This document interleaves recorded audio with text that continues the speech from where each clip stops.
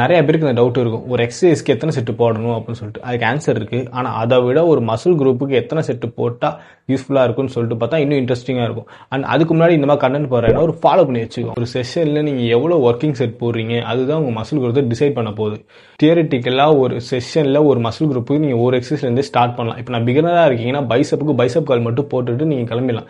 ஏன்னா அதுவே உங்க மசில் குரூப்புக்கு நல்ல ஹெல்ப்ஃபுல்லா இருக்கும். அப்ப நான் 2 to 5 இயர்ஸ் போறேன் ப்ரோ, அப்ப நான் மசில டெய்லி ஹிட் பண்ணலாமா அப்படின்னா கூடாது. ஏன்னா 2 to 5 இயர்ஸ் போறீங்கன்னா உங்களுக்கே தெரிஞ்சிருக்கும் அது. ஏன்னா மசிலுக்கு ரெக்கவரி டைம் இருக்கும். 24 to 48 ஹவர்ஸ் வரைக்கும் மசிலுக்கு ரெக்கவரி இருக்கும். Depends on muscle. அண்ட் அதே மாதிரி இன்னொரு சைடு பார்த்தீங்கன்னா ஒரு செஷன்ல 12 to 15 செட் வரைக்கும் போடுவாங்க. இது என்ன ப்ராப்ளம்னா நீங்க எவ்வளவு அதிகமா செட் பண்ண அது ஜங்க் வால்யூம்ல போயிடும். அதனால நம்ம இங்க ஒர்க் அவுட் தான் பண்றோம். பட் ஆனால் நம்ம மசில் நர்வஸ் சிஸ்டம் ரொம்பவே டயர்ட் ஆகிறதுனால நம்ம மசில் ஃபைபர்ஸால முன்னாடி மாதிரி இப்போ யூஸ் ஆகுறது இல்லை. அது எப்படின்னா நம்ம நர்வஸ் சிஸ்டம் லீவ் போட்டு நம்ம சும்மா வெயிட்டை வந்து தூக்கி இறக்குற மாதிரி தான். அதனால மசில் க்ரோத்துக்கு எந்த ஒரு யூஸும் கிடையாது.